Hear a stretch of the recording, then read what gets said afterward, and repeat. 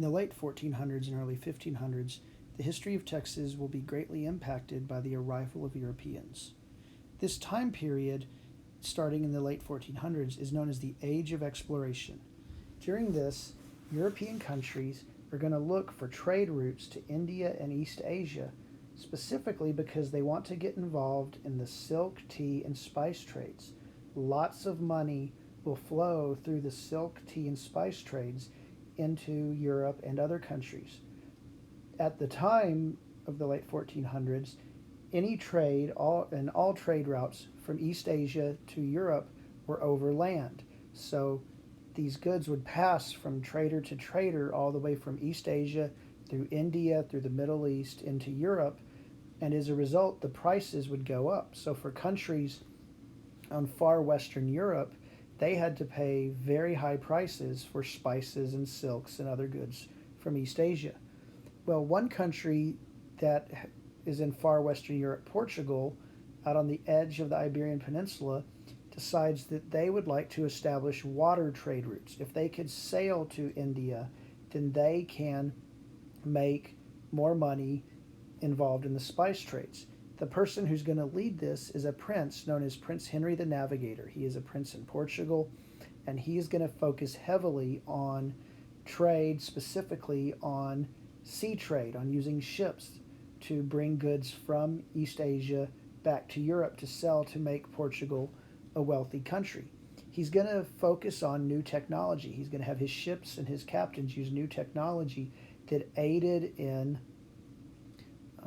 navigation. Specifically, the first of these new technologies is what's known as the astrolabe. The astrolabe allowed sailors to look at the distance from a star to the horizon, taking the angle, and then that angle would allow them to know what latitude, meaning how far north or south of the equator that the ship was, which would then allow the sailors to have a more accurate understanding of where they were and be able to get places easier and safer. The other new technology was the compass. The compass, which always points north, is going to play a major role in sailing and in navigation, because by keeping the ship pointed at a very specific direction or degree on the compass, you know your ship is going to be sailing in a straight line. So when you're in the middle of the ocean and have no land as a reference, you know your ship is sailing in a straight line. And the third new invention that Portugal and specifically Prince Henry the Navigator are going to use is known as the caravel. This is a new type of ship. It had more masts, it was deeper, it was faster, it could haul more goods, it could get from Asia to Europe quicker, and so it's going to dominate the Portuguese trading fleets and their military fleets. Portugal will first start by going down the west coast of Africa. They will slowly go down over the years, map out the west coast of Africa, get accurate maps so they know where they're going, what they're doing. They'll establish trade throughout Africa, and they will control the western coast of Africa. Then in 1488, a man by the name of Bartolomé Diaz, a Portuguese captain, will sail around the tip of Africa. He's the first person to make it around the Cape of Good Hope is the name of the area. He will be forced to turn around and go back because of running low on supplies, but by sailing around the southern tip of Africa, he has established a water route and to show that yes, you can sail around Africa to get to India. He will be followed by another Portuguese captain, Vasco da Gama, who from 1497 to 1498 on a venture will sail not just around the tip of Africa, but he will go all the way to India. As a result, he will set up a water trade route for Portugal with India, which now Portugal is going to dominate all trade coming out of Africa as well as trade with India. They're going to have the only water route to East Asia and is going to make Portugal a very, very rich country. Well, other countries want to get involved in this. Other people want to get involved also. One person, an Italian by the name of Christopher Columbus, is going to come up with an idea. And Columbus is going to go to Portugal. He's going to study sailing with the Portuguese. He's going to learn all of the new ideas that the Portuguese have established about sailing. And Columbus is going to come up with this idea that if you sailed west, if someone sailed west, they could sail in a straight line around the world and get to Asia and then establish a second water route. Some of the misconceptions that have been about Columbus is that he was out to prove the world was round. That was not true. Anyone with any form of education for literally centuries had known that the world was round. Also, most people knew exactly how big the earth was. They just thought that the Atlantic and the Pacific was one big ocean. They did not know that North and South America were in the middle of the globe. Columbus's problem was his math was not very good, and he thought the world was smaller than it was, and therefore that by sailing west you could get to Asia about where North America is. So he goes and he tries to sell his idea of sailing west to create a new water route. He first goes to Portugal, and Portugal refuses because they already have the monopoly on the overseas trade routes. Why would they want to open a second one if they have the only one? He then goes to Spain and meets with Queen Isabella of Spain, and she will approve his voyage in 1492. It is not a large venture that she approves. The King and Queen of Spain will give him two little ships, the Nina and the Pinta. His third ship, the Santa Maria, will be given to him by the town from which he sails. But it is a very small venture. They will sail west, and Columbus believed it would only take a couple weeks and they would make it to Asia. After 33 days, so a little over a month, they still see no land. His men actually mutinied and threatened to kill him if he didn't turn the ship around. They gave him one more day, and on that 33rd day, October 12th, 1492, Columbus will land at a small island in the Caribbean. He will immediately claim the land for Spain. He thought he was in Asia. He thought these were one of the islands of the Indonesia, Philippines area. He will go back. He'll take some supplies. He'll go back to Spain, and now they realize, hey, this worked out, and so they'll send larger ventures. Columbus will sail 4 times total to what is now known as the New World. Columbus will never set foot on the mainland of North America. He will be in all of the islands of the Caribbean, claiming it for Spain. But until the day Columbus died, he believed that he was in Asia. Others, though, knew this was a new area, and as a result, Spain is going to set out to claim all of this new land for itself. This begins the period of colonization for the Spanish in North America and South America.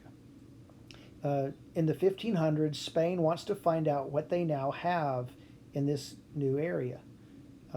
They're going to claim most of the Caribbean islands. They're going to claim South America, Central America, and Mexico. Generally, historians, when we talk about the goals for Spain in this area that they have just established, this new land, to them it's new, we talk about the 3 G's, which are gold, God, and glory. And so with the gold, their goal was to gain wealth. For God, they wanted to spread the Catholic faith. And for glory, the goal was to expand the Spanish Empire. The men, the soldiers that Spain will send over, we refer to them as conquistadors. And these are Spanish soldier explorers who sought personal riches and power, as well as wealth and glory for Spain through the conquest of the Americas. One of the conquistadors who you need to know is Vasco Núñez de Balboa. In 1513, he will lead an expedition that will sail from Cuba to current-day Panama. He will land at Panama, and they will cross the Isthmus of Panama, this narrowest part of the land there. And as a result, they will be the first Europeans to see the American coast of the Pacific Ocean. By crossing this, he proves that, yes, this is not Asia, this is a whole other land, and now Spain is in a rush to make sure that they can control all of it. The pattern for Spain is going to be set by a man by the name of Hernan Cortés. Cortés is a conquistador in 1519, and he is going to conquer the Aztec Empire in Mexico. He's going to land on the tip of Mexico. He's going to march inland. As he marches inland, he comes into contact with different Native American groups, and he learns as much as he can about the Aztecs who dominated this area. He also learns that a lot of these other groups did not like the Aztecs because the Aztecs had conquered them, and they would make the people pay taxes every year, and not just in money, but also in people who would be used for human sacrifices. And so when he gets to the Aztec capital of Tenochtitlan, Hernan Cortez claims to be the Aztec god and tells the Aztecs that he needs them to give him all of their gold. They will do this, led by their Emperor Montezuma II. After the Spanish had taken all of the gold that the Aztecs had, they will then start forcing the Aztecs to mine more gold. This is hard on the Aztecs. Disease from the Europeans that the Aztecs were not immune to start to spread, and as a result, the Aztecs will revolt. It'll be harsh fighting. The Spanish will have to fight their way out. They fight their way out of Tenochtitlan. They then regroup with all of these other Native Americans that they had met there, these other groups in Central America, and will return and attack and crush the Aztecs. And as a result, they will tear down the Aztec capital of Tenochtitlan and build a new city on its place, Mexico City, which will be the capital of what they now call New Spain. That's going to be the pattern that other conquistadors are going to look for and look to, like Cortez, hope to find this empire with lots of gold that, again, back to the 3Gs, will make them very wealthy. Another conquistador who will follow up the same year as Cortez is Alonso Alvarez de Pineda.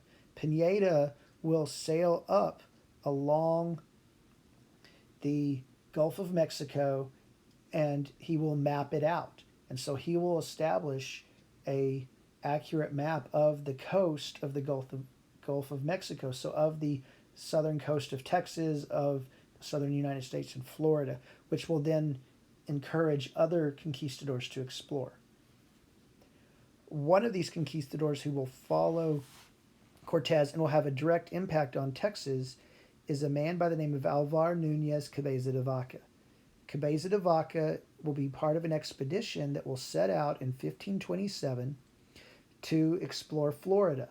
And they land on the eastern side of Florida. The plan is for them to walk across the peninsula. On the western side, their ships will be waiting for them to sail them back to Cuba. They get there, and their ships are gone. We don't know what happened to the ships. They've disappeared. So the Spanish soldiers build rafts to try to sail back to Mexico to get to Mexico City. As a result, though, as they sail into the Gulf, they get caught in storms. Many of the rafts are lost. Some, though, including Cabeza de Vaca, who is now the highest ranking member of the group, will land in Texas. They will get stranded in Texas. They are the first Europeans to land in Texas and to come in contact with native Texans, specifically the Karankawa and also later the Caddo and others. So from 1527, when the expedition starts, until 1536, when Cabeza de Vaca and two other people, one of whom was a man, Estevanico, who was a African slave who was with the group, are the three that will survive, will make it back to Mexico.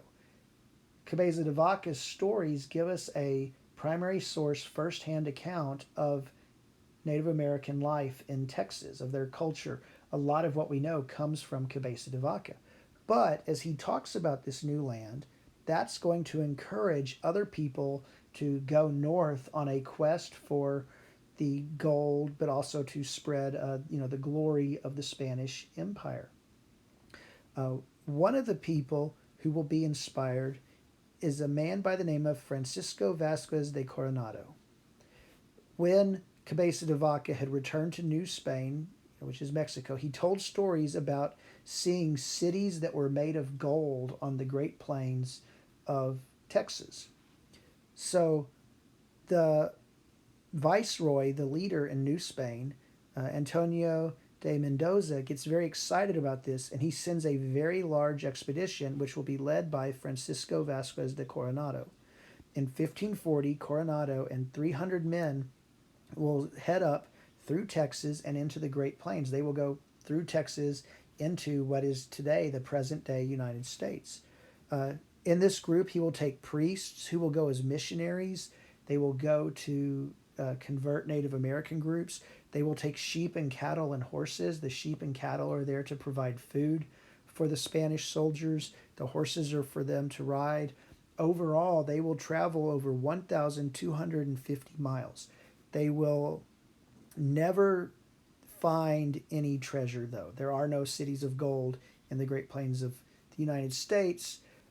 So, from the Spanish standpoint, this area or this adventure is a massive failure.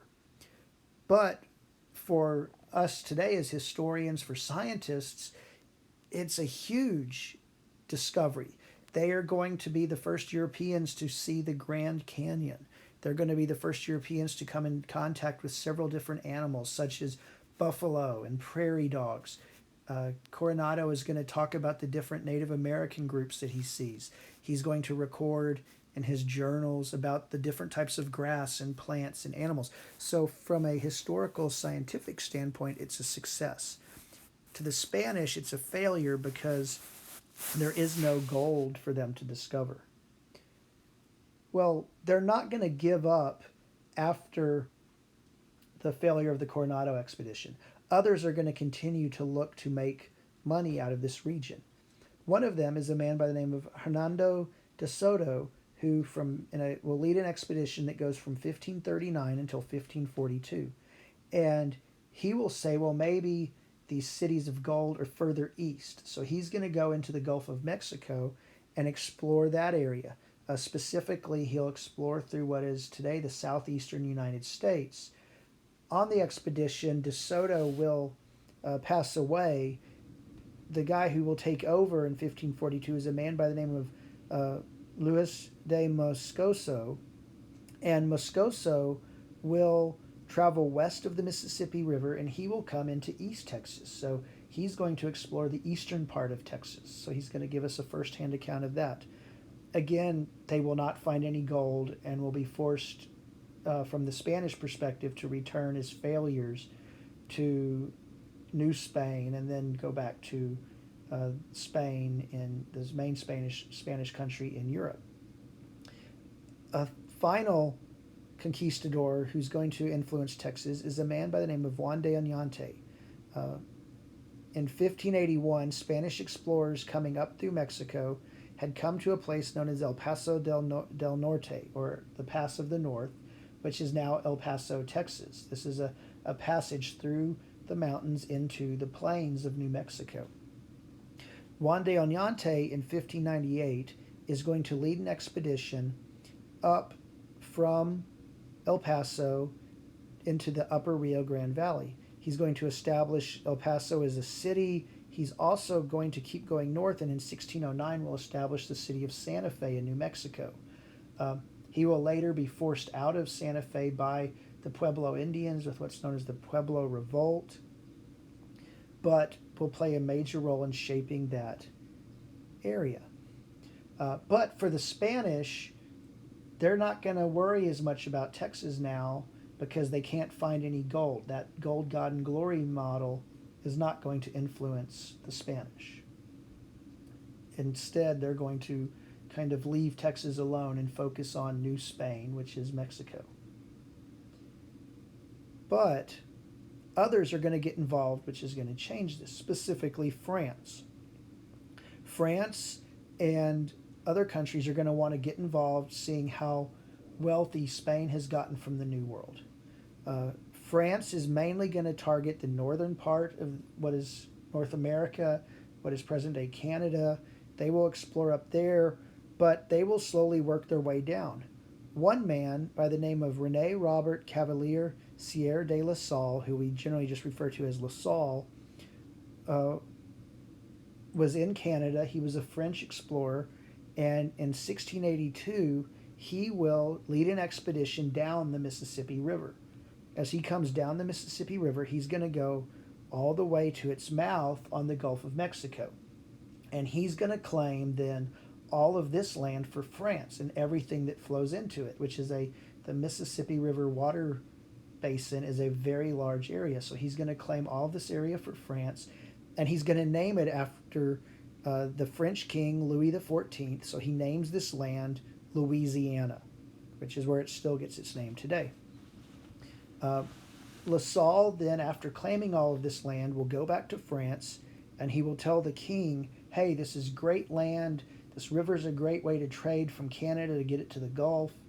Let's establish a settlement at the mouth of the Mississippi River. We're going to name it Fort St. Louis after you, king, and this will give us a major trading point. Well, Louis XIV says, sounds great, and on August 1st, 1684, La Salle will take 4 ships consisting of 280 colonists to Louisiana. So his plan, these are families, men, women, and children, to set up a permanent settlement at the mouth of the Mississippi River.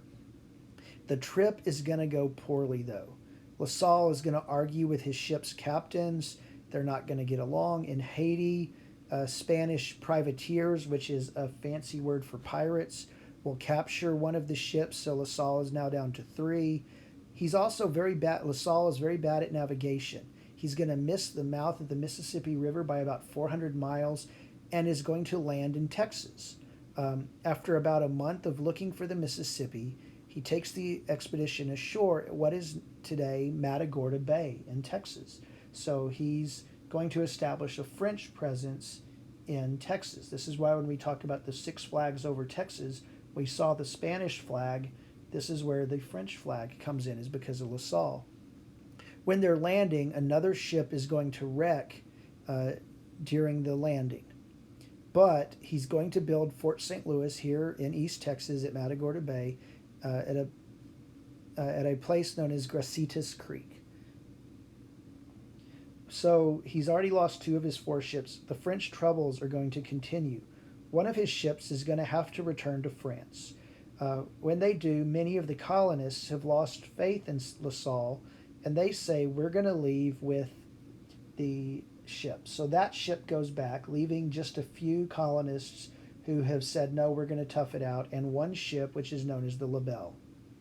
Well, while they're setting up Fort St. Louis, La Salle is going to lead several expeditions looking for the Mississippi River. For 2 years, he is going to leave his fort, leave his colony, and search looking for the Mississippi River.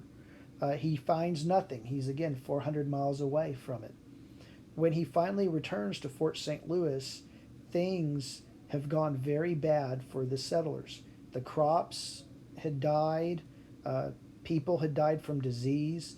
The Karankawa tribe that lived in the area had attacked Fort St. Louis.